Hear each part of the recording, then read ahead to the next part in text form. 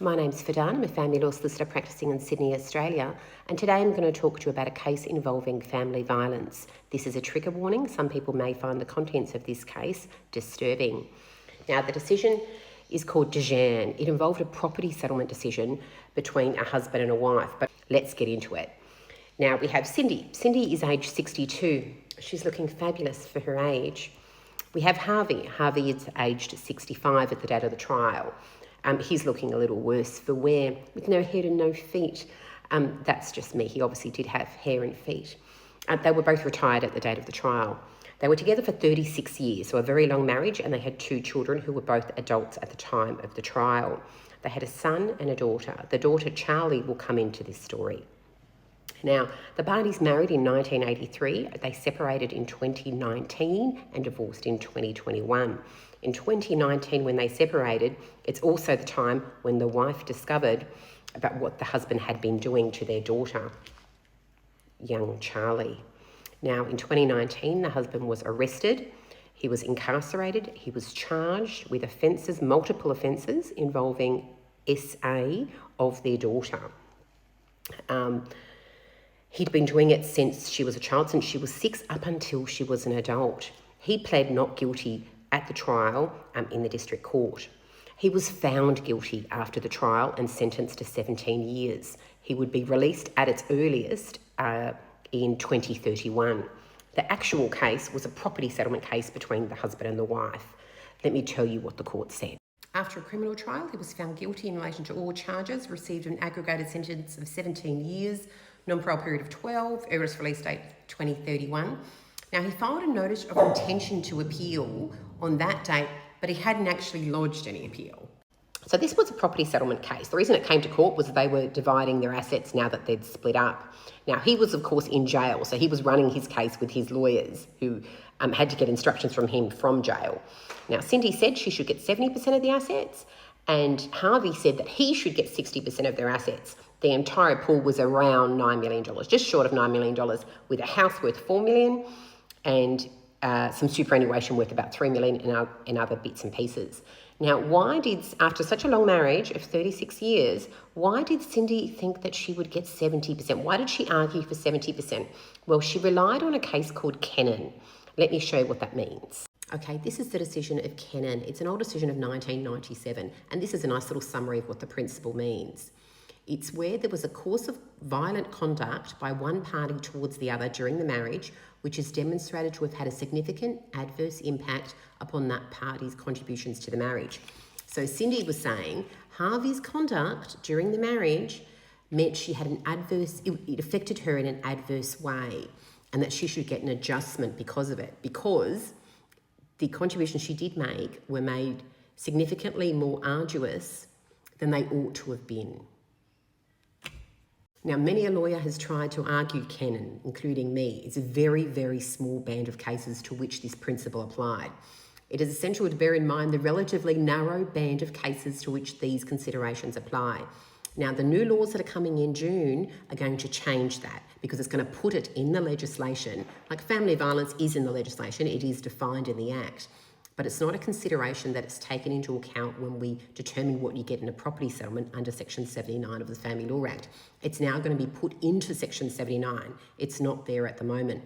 Lawyers would rely on the Kennan principle when we try to argue that as a result of family violence, our client should get an adjustment. That is, she or he should get more out of the matrimonial asset pool. Now, of course, the wife argued in this case that she wasn't aware of the SA conduct that was happening to their daughter, Charlie, during their relationship. She didn't have any idea until afterwards, until 2019 and onwards. So the husband said, well, how were your contributions made more arduous when you didn't even know about it? That's what your case is. He denied anything happened, but then he sort of threw it back at her and said, well, I don't understand. How could you say that Kennan applies to you? Because remember, it was the daughter who was being SA'd, not the wife. Now, the wife had lots of medical evidence as part of the case, including her psychologist, who said she diagnosed the wife with complex PTSD in the context of the prolonged coercive control she experienced at the hands of the husband, including verbal abuse, his behaviour, social and financial control, and basically what she went through at the hands of him. Now, it wasn't the same extent to what the daughter went through, but the daughter was very troubled. She was a very troubled girl. And because of that, the wife was the one taking to her to all her appointments and trying to address the behavioural issues and the issues that the child was having at school. And the wife was the one who was doing it, right? The husband wasn't. He was out going to work every day. Now, interestingly, the wife didn't call the daughter, because she was an adult by the time of the trial. She didn't call her as a witness in her case. She called her son, but she didn't call her daughter. And it was because she didn't want her to have to face her dad in court and be re-traumatised all over again after she'd gone through the criminal trial and got the conviction. She didn't want to put her daughter through that, so she didn't call her as a witness. So because the daughter couldn't give first-hand evidence of what happened to her, the wife couldn't give the evidence because that's hearsay.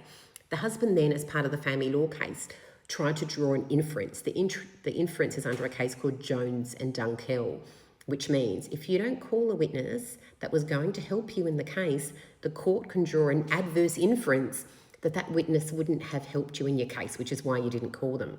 Now, the wife said, that's complete nonsense. I didn't call her for other reasons. And the court agreed. The court rejects any contention that somehow the evidence of Ms. C, that's Charlie, the daughter, would have been reasonably expected on the facts of this case. The husband's own daughter was also the victim upon whom he perpetrated sexual, for which he was charged, convicted and sentenced. Giving evidence would have been potentially re-traumatising, even if, as suggested by counsel for the husband, it had been given remotely. So they tried to use this inference, but it didn't work. Remember, the husband admitted some of the family violence.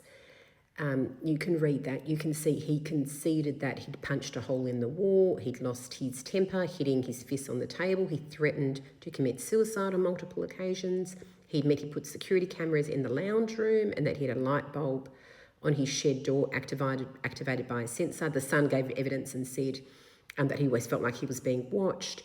The husband agreed that the daughter was abusing the wife in the teenage years. Now, the wife also made submissions about the post-separation contributions that she made after she discovered what he was doing in 2019 and having to support the children through the criminal trial. So the wife was successful in her argument and she did get a Kennan adjustment. In the end, the judge gave her 62.5% and the husband 37.5%. She got 5.6 million and he got 3.36 million. Husband didn't like that. He thought Justice Altobelli, who made that decision, got it wrong, and so he appealed to the full court.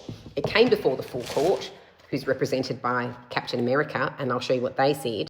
The husband's main ground of appeal was that Justice Altobelli had allowed the sentencing remarks into evidence. That is, the remarks that were made by the trial judge of the district court, the criminal proceedings, were allowed into the family law proceedings.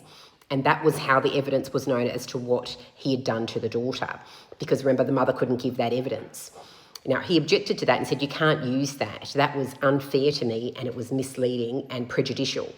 Now, the full court said that evidence was admitted not to show the truth of the events, but that it was fact that he went to trial, he was found guilty of all those charges, and these were the things that he was found guilty of. So it was proof that he was charged, found guilty and incarcerated. It's not truth that those things happened, it's truth that he was convicted of those things, if that makes sense. The husband tried to argue that the wife didn't know what was happening during the relationship, so she said. So how could her contributions have been made more arduous? And this is what the full court said about that. The reality is she was caring for Charlie. She was caring for her because that's what she was going through. It didn't matter who was doing it to her. The reality was she had to make those contributions to help their daughter, regardless of who the perpetrator was.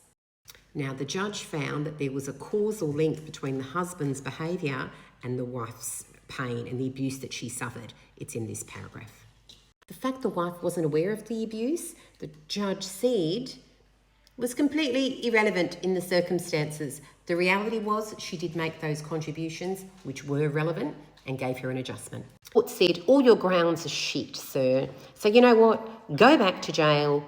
You don't get to appeal. You don't get anything else.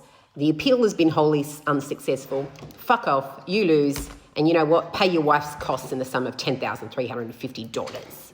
Here you go, puppy. You can eat him some more.